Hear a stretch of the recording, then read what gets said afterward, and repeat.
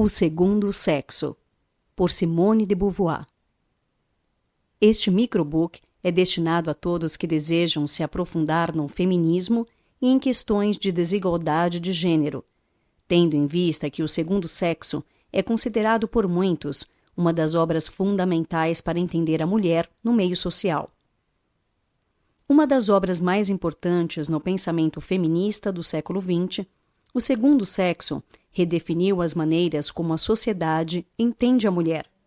Simone de Beauvoir traz neste livro pensamentos sobre o trato com o feminino nunca antes discutidos até a publicação de sua obra fundamental. É por isso que o 12 Minutos traz a você esta obra fundamental para o pensamento contemporâneo. E aqui você vai entender um pouco mais sobre do que se trata do outro, uma das questões mais profundas nesta obra ao situar a mulher na sociedade. Porque disse que não se nasce mulher, mas torna-se mulher. Eis as ideias da autora para um mundo com menos desigualdade de gênero. Quem foi Simone de Beauvoir? Simone de Beauvoir nasceu em Paris, na França, em 1908.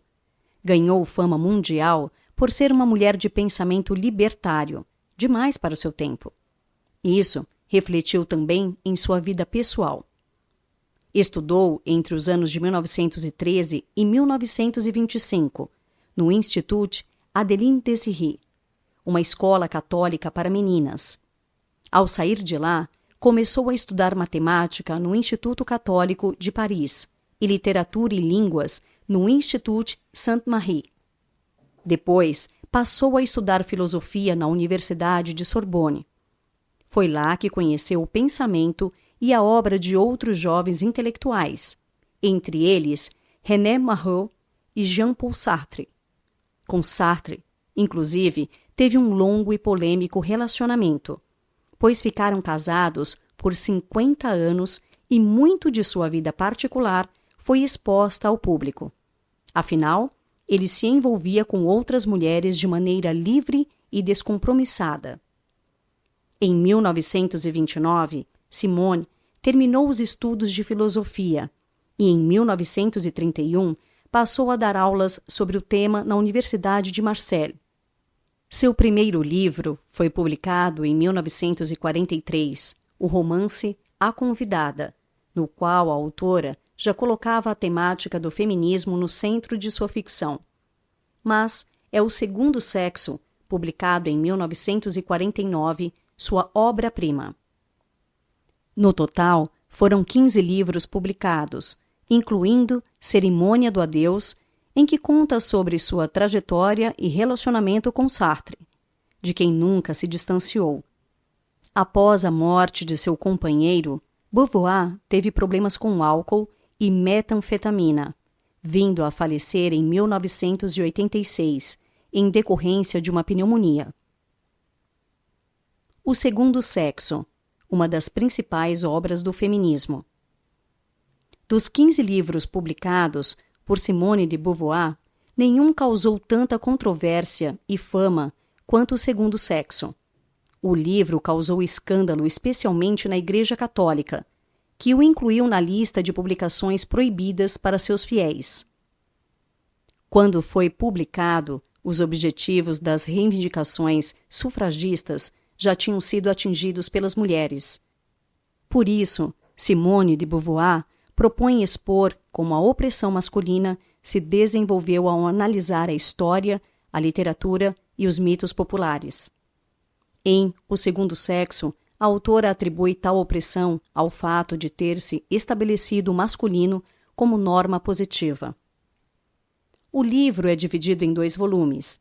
No primeiro deles, a filósofa apresenta mitos sobre as mulheres, desde questões biológicas, passando por psicanalíticas, materialistas, históricas, literárias e antropológicas. Nenhuma dessas questões é suficiente para definir o que é ser mulher, mas cada uma delas contribui de maneira mútua para explicar como a mulher é definida como o outro diante do masculino. No Brasil, O Segundo Sexo foi publicado em 2 volumes. O primeiro, Fatos e Mitos, reflete sobre os tais mitos e fatos que são condicionantes à situação da mulher na sociedade do século XX. Já no volume A Experiência Vivida, há uma análise sobre a condição feminina nos campos sexual, psicológico, social e político. O volume Fatos e Mitos é dividido em 3 partes: Destino, História e os Mitos. O volume A Experiência Vivida é dividido entre as partes Formação, Situação, Justificações e A Caminho da Libertação. Por que o segundo sexo mudou a humanidade? Se você tinha dúvidas sobre se de fato o segundo sexo foi tão revolucionário como dissemos, saiba que não é à toa que a obra é considerada a Bíblia do feminismo. Boa parte das reivindicações feministas, desde a segunda metade do século XX, são baseadas em questões abordadas, primeiramente, no livro de Simone de Beauvoir.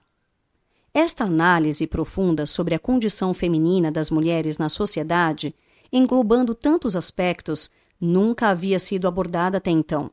Se hoje já é um tabu para os mais conservadores tratar normalmente assuntos como a vagina, a menstruação, o prazer feminino e outros detalhes, em linguagem direta, tente imaginar o quão chocante a obra foi para o pós-guerra. O ser masculino e o ser feminino. Segundo a autora, o mundo masculino apropriou-se do positivo, definido por ser homem, e do neutro, definido por ser humano. Desta forma, o ser fêmea era visto como algo negativo dentro dessa construção social. A mulher é identificada como o outro, como um ser inferior ao masculino, com a obrigação de servir a todos os seus interesses.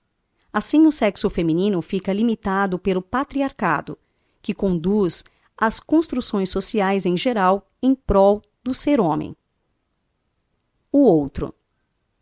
A mulher não é considerada o segundo sexo ou outro por questões naturais, meramente biológicas e imutáveis. O que leva a essa condição é uma série de processos sociais e históricos criadores de tal condição.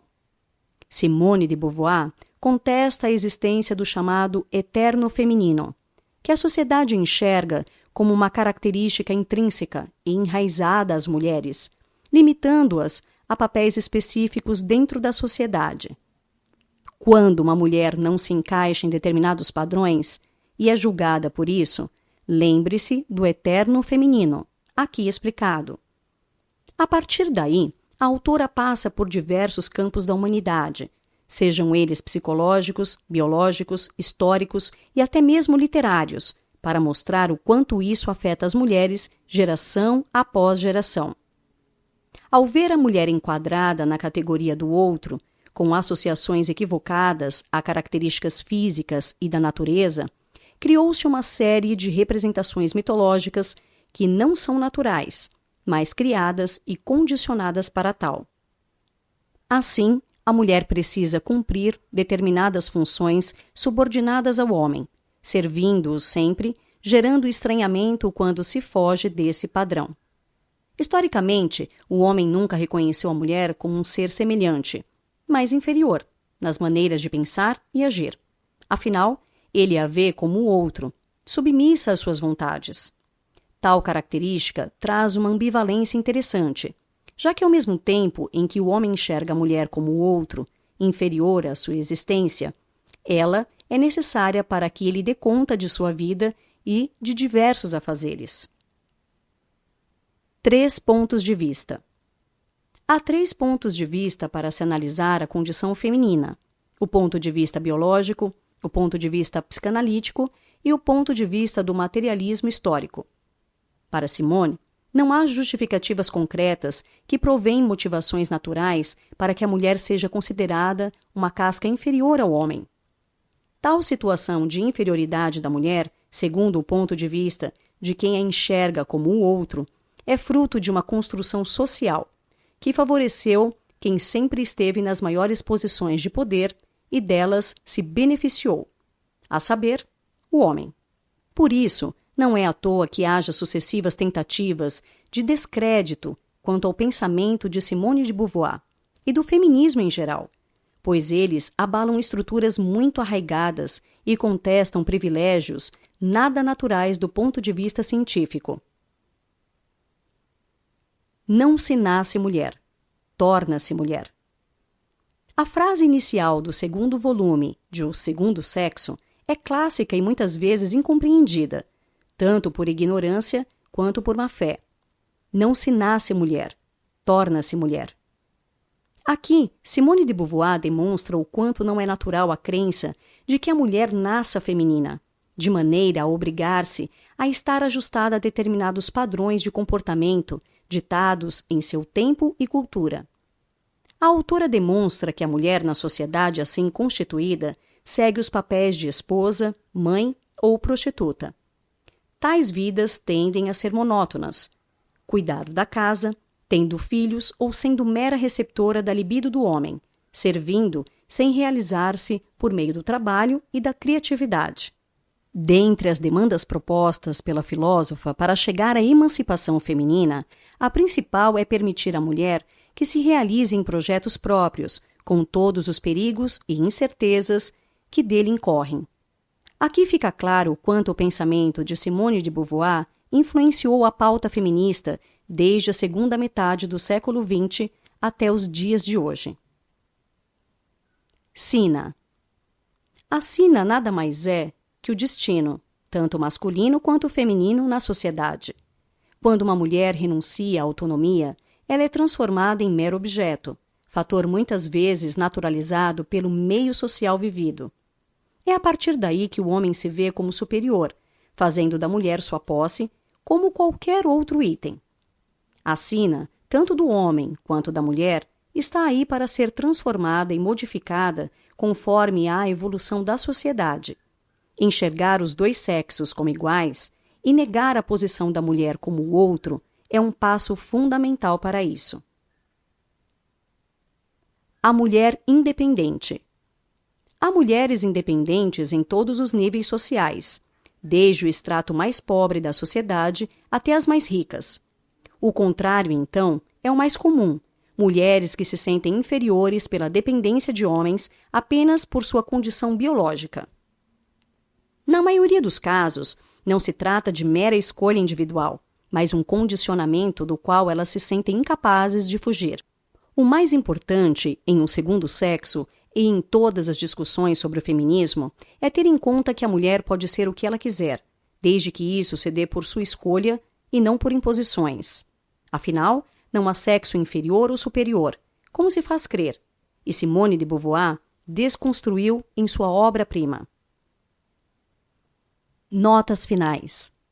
Quando dissemos que a mulher é o sexo frágil, inevitavelmente caímos no item mais batido por Simone de Beauvoir, em seu O Segundo Sexo.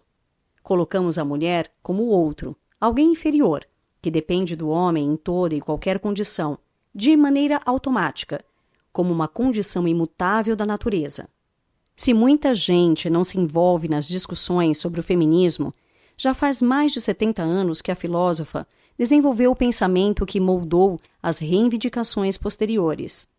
O segundo sexo é fundamental para a mulher se ver como componente importante da sociedade e para o homem se adequar aos novos tempos, em que o pensamento da filósofa francesa se mostra mais do que premente, contemporâneo e leitura obrigatória para todos os sexos e em todas as idades.